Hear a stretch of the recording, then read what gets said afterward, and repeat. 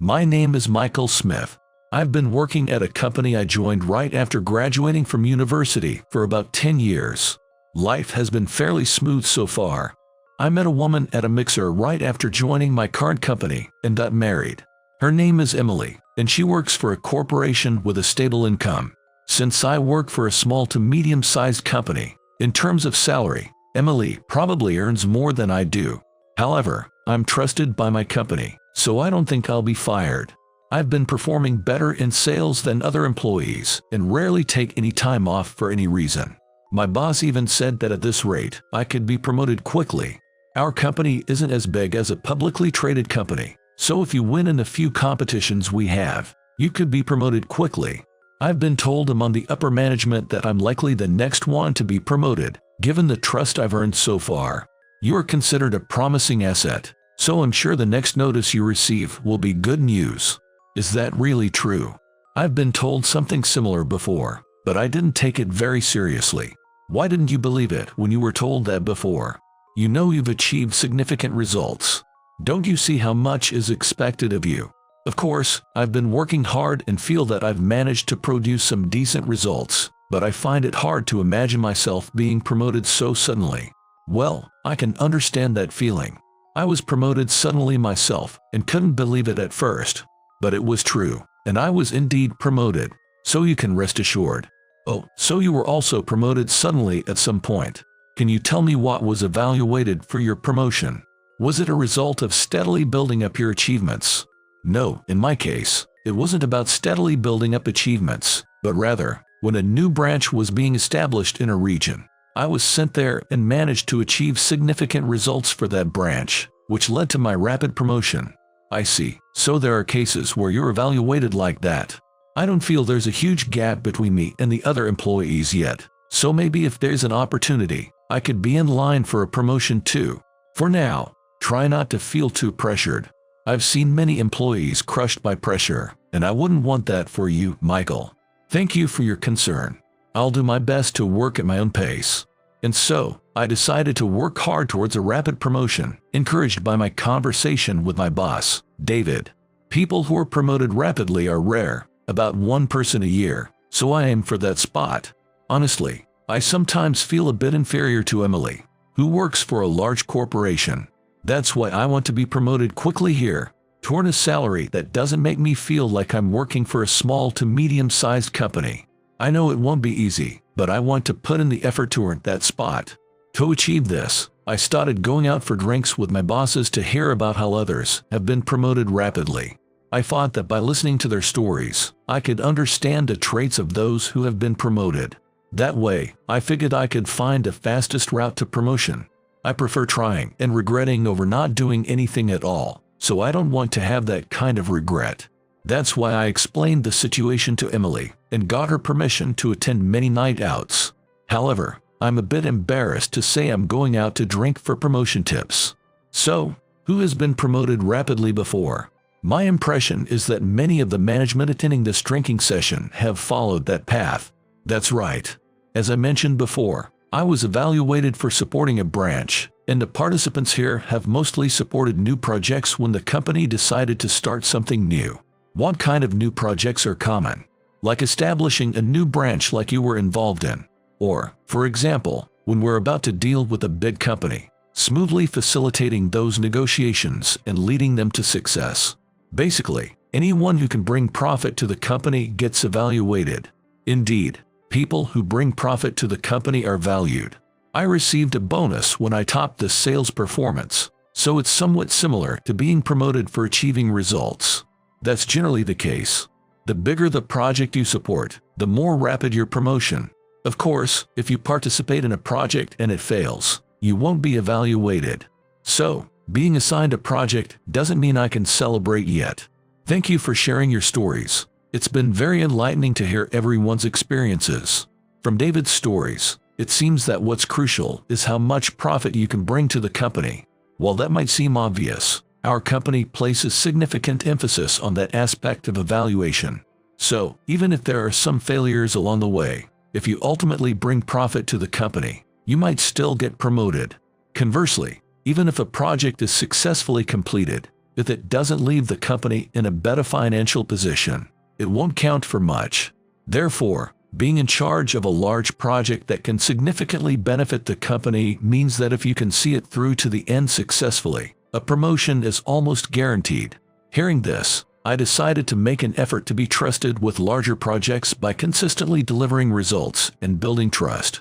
I've been doing this already, but I realized I needed to earn even more trust to be considered for bigger projects. And as I worked hard to be seen as reliable by the company's upper management, I was suddenly called in by James, an executive. I had never been summoned by James before, so I had no idea what he wanted.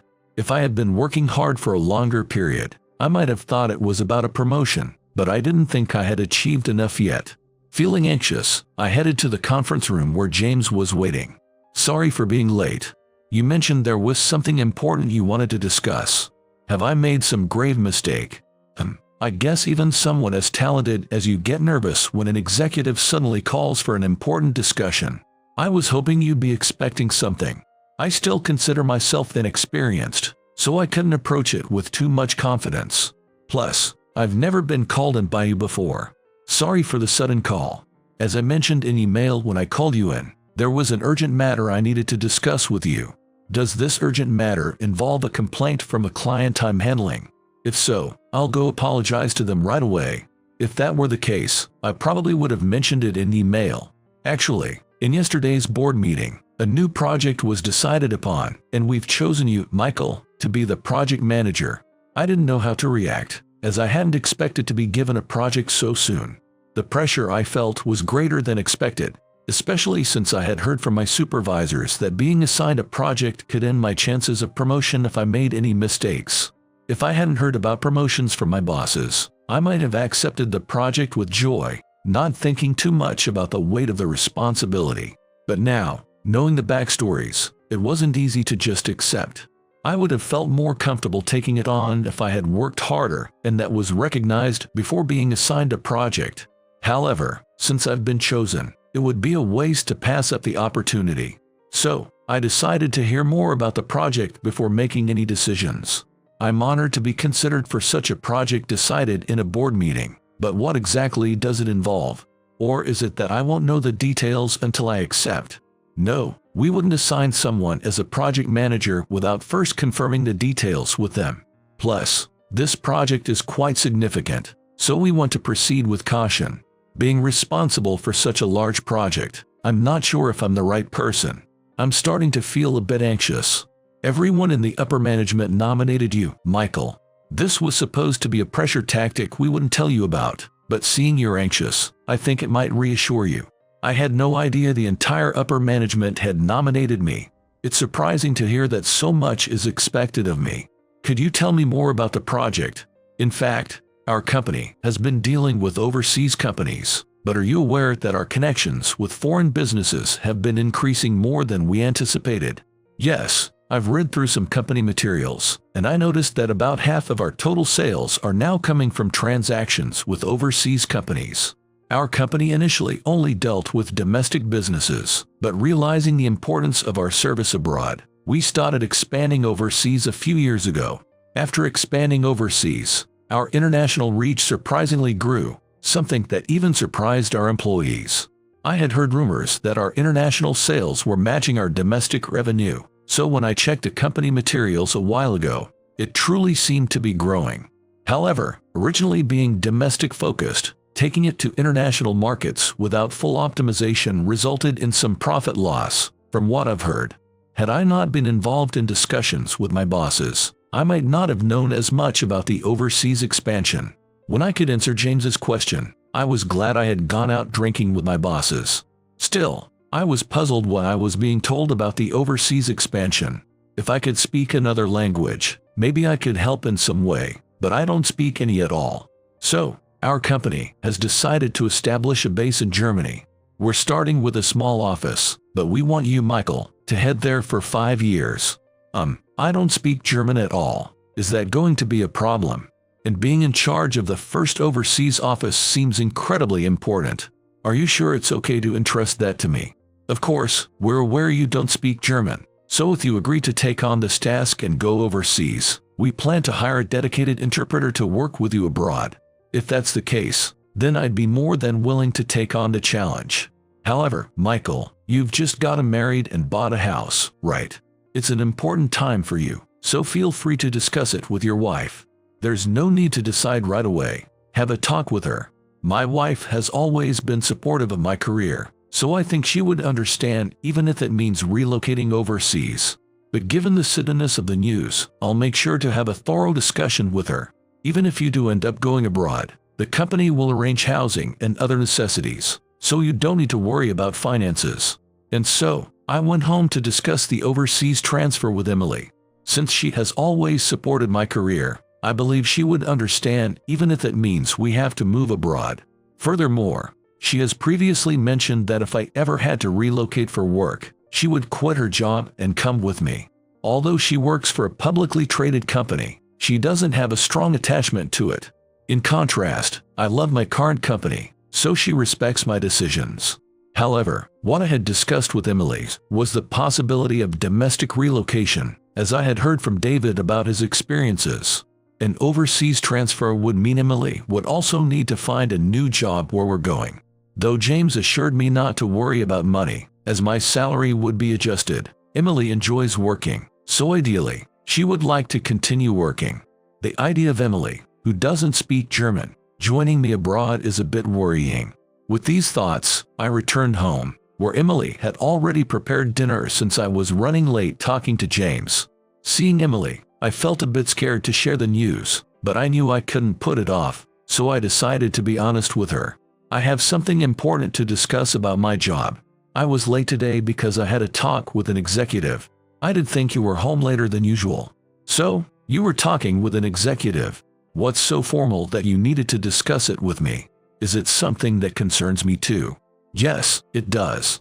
Actually, I've been assigned a significant project and chosen by the upper management to lead it as a project manager. Why are you sharing such happy news with such a low tone? This is something to celebrate. Let's toast to it. So, what's the project about? Well, our company has been focusing more on our overseas business recently, and they asked me to lead that project. But I thought it important to discuss it with you before accepting. Since you've been entrusted with such a significant role, I don't think refusing is an option. But why do you want to decide after consulting with me? The main issue is that the project is overseas, and I'll have to be stationed at a branch we're setting up in Germany for 5 years. As soon as I honestly shared everything, it was as if time stopped, and the atmosphere went silent. Emily probably thought the overseas project I was talking about could be conducted from the US. That's why she was happy and supportive. But now, realizing it wasn't the case, she seems confused. Understandably, being suddenly told about moving abroad would make anyone skeptical. In the midst of this, Emily trusts me, so it appears she believes what I'm saying isn't a lie. She looked surprised and then fell silent. After a moment of silence, Emily, with a look of disbelief, said, "So, I was excited thinking you were entrusted with such a significant responsibility, but you're being sent abroad just so you won't be in the way. What are you talking about, Emily? I don't want to brag, but the company is counting on me. I understand you want to protect your pride, but I can't understand why you're happy about being sent abroad. In my company, only those who can't be utilized domestically are sent overseas. Our company sends capable people to branches or overseas to support them, and then evaluates and promotes them based on their performance. So, I believe I could be promoted after 5 years. How could someone like you, who couldn't even work at a publicly traded company, be evaluated positively abroad? You're just being sweet-talked. Why are you saying something so cold? I had a good conversation with James. For now, I just want you to consider coming with me, looking ahead to the next 5 years. Why should I quit my job at a publicly traded company to follow someone who can't do their job? I hate incompetence, so let's divorce if that's the case. Are you serious, Emily? I'm disappointed. I never thought you'd say something like that. Considering you're being sent abroad because you're not useful here, and you can't even realize that, shows how hopeless you are. I'll marry someone capable who works at a respectable company. I never imagined you would say something like that, Emily. I trusted you and thought you would support me and come with me. This is disappointing. A capable person like me deserves someone better, not an incompetent husband who gets sent overseas. So, I'll divorce you and live the best life. Fine, do whatever you want. Thus, Emily and I ended up getting divorced. I never thought my overseas assignment would lead to divorce. But this incident showed that Emily didn't respect my work and looked down on me. Had this not happened, I might have never realized her true nature. So, I decided to prove myself by achieving success abroad. I planned to climb so high that not even working at a publicly traded company could compare. However, I was taken aback by her mention of marrying someone else. We had been getting along well, so I never expected our marriage to end like this. But I guess this is also some sort of fate, and all I can do is work hard from now on. When James mentioned the overseas assignment, I was honestly anxious since I wasn't accustomed to living abroad, so Emily was my only emotional support. Now that we're divorcing, I have no one to rely on. I don't know what will happen locally, but I'm ready to face whatever comes my way, so I decided to inform James that I will accept the overseas transfer. James, regarding the overseas transfer, I would like to accept the offer. So, you've got your wife's approval then. I'll inform the senior management that you have agreed to take the position, and we'll start preparing the support system locally. Just hang in there a bit. I don't necessarily have to mention this, but I am actually going to the local office alone since my wife and I are getting a divorce. Are you divorcing because you're reluctant to transfer abroad? If that's the case, it means there's also a problem on our side. We can discuss with the management to keep you in the US if necessary. No, this incident made it clear to me that I was looked down upon by my wife. While the overseas transfer did trigger our divorce, I believe we would have ended up divorcing eventually as her true nature was revealed. I'm truly sorry to hear you're going through a divorce, Michael. We didn't provide enough support, and for that, I apologize. Rest assured, we will ensure a solid support system for you overseas. Please don't worry about me. It's scarier to think I might have continued living without realizing my wife's true feelings. I will not dwell on this and will focus on my work abroad. Should anything happen, call me immediately. We're prepared to offer you all the support we can. Thank you for everything. I am determined to produce results at our overseas base to help expand our company's international presence.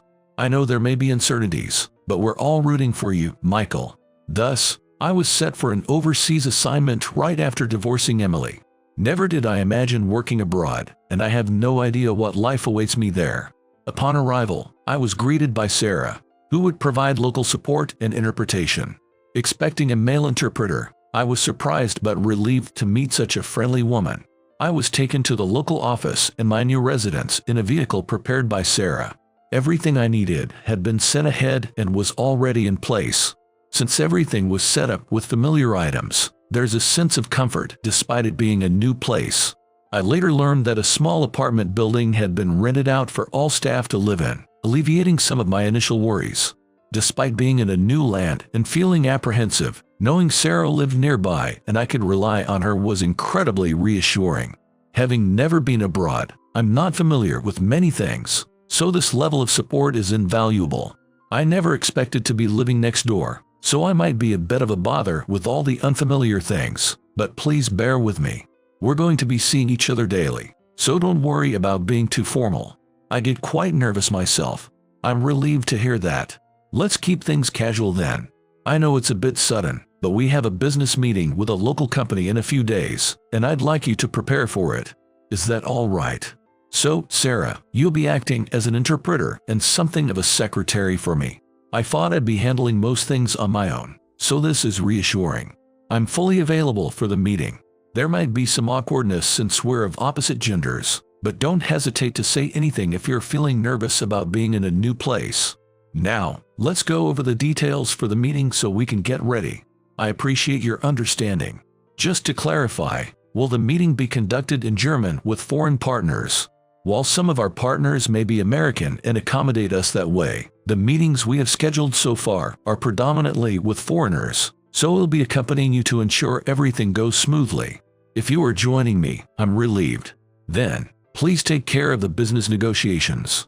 Thus, I embarked on advancing our work in tandem with Sarah. Until my arrival here, despite having a support structure, I assumed I'd only have a slightly English-speaking foreigner as an interpreter, but in reality, Sarah was with me all day, providing support. Thanks to her, I could work just as efficiently as I did back in the US, without feeling unnaturally tense because I'm overseas. I was sent abroad due to my commendable work in the US, so they made sure to create an environment as similar as possible to that back home for me. I'm nothing but grateful for all the efforts made, so I decided to work as hard as possible to meet the expectations. A few months after my transfer here, I managed to achieve 3 times the anticipated sales. The higher-ups at the headquarters were clearly surprised by this, and they reached out immediately after I reported it. We never expected such high sales. It's not that we weren't expecting much, but things are going smoother than we thought. I'm glad to hear that from you. I'm doing my best, but Sarah's presence is significant. Without her, we wouldn't have seen such growth. Then it was good to assign her to you, Michael. Initially, we were thinking of hiring a local male staff, but we decided a woman would be fine too after you got divorced. It means a lot that you've considered all this for me. Thank you for everything. We'll keep pushing to extend our reach as much as possible. And so, the initially discussed 5 years have passed. Before coming here, I thought 5 years would be a long time, but it felt like a moment because I worked too hard. Moreover, being overseas made me realize I actually have a lot of skills, something I didn't feel much at the headquarters. The senior management, who were hesitant about setting up a base overseas, seemed quite anxious, but we managed to achieve enough to dispel their worries. In fact, due to the unexpected results I delivered, there's talk of expanding to an even bigger base. But, as I discussed with James, after making the overseas branch successful in 5 years, I was supposed to return to the headquarters in the US. And about 2 years after transferring here, I got married to Sarah, so she will be returning to the US with me. Upon returning to the US, I was summoned by James and had a conversation for the first time since being directed to move overseas. Working overseas for 5 years must have been very challenging, but the senior management is grateful for the remarkable results you've achieved. No, thank you for entrusting me with such an important role and for arranging a support system locally. That's why there's something important I need to discuss with you, Michael. You're not going to say I need to go overseas for another 5 years, are you? After all the effort you've put in, sacrificing your private life, I wouldn't say anything so harsh. Actually, at a meeting of the senior management, we decided to promote you significantly. Is that true? I was already receiving a good salary overseas and living a decent life. We know how hard you worked, even going through a divorce before going overseas. And our sales have significantly increased thanks to you. Now that you're married to Sarah, we want you to have a good life in the US next. Thank you so much for your consideration. Actually, we're expecting a child, so the promotion is very welcome. I'm grateful to be able to work for this company. That's really wonderful news. Then, as a father, you'll have to be even more mindful of your health. I had been working so hard overseas that I had forgotten about the chance of a swift promotion. Having a child with Sarah, it's very gratifying to be promoted and able to afford a more comfortable life. Months after my promotion and the birth of our child, while walking with the baby in a stroller, I unexpectedly met Emily in the city. I attempted to ignore her, but she approached from the other direction. Why are you happily married with a child after betraying me? You dare play the victim after condescendingly initiating our divorce, and yet, weren't you supposed to marry someone from a notable company? It seemed like it was going well, but I've been completely ignored, and I haven't had a single relationship since our divorce. That's the result of your continuous selfish behavior. From now on, try harder to be someone that others can respect. I'm going to continue my happy life. So, you're just gloating because you're happy now. Emily continued to say various things, but thinking of the negative impact on my child, I walked past her. I never imagined that after such a decisive divorce, she would be so thoroughly ignored by everyone. I had assumed someone, despite her terrible personality, would take an interest in her. Anyway, I'm just glad I divorced early and met Sarah. That was my ex-wife. She hurled insults and looked down upon me, which led to our divorce. I think I've mentioned it before. You can imagine the rest. It's unfortunate she turned out that way after meeting someone as wonderful as you. I'm just glad I met you. Her personality seemed even worse than when we divorced. So I guess it deteriorated further during this time when she couldn't find a partner. Let's forget about her and continue our happy life. And so, I began a happy life with Sarah and our newborn child. When I was assigned overseas, leading to our divorce, I was honestly unsure about the future. But in the end, succeeding abroad and marrying someone wonderful turned out to be a blessing.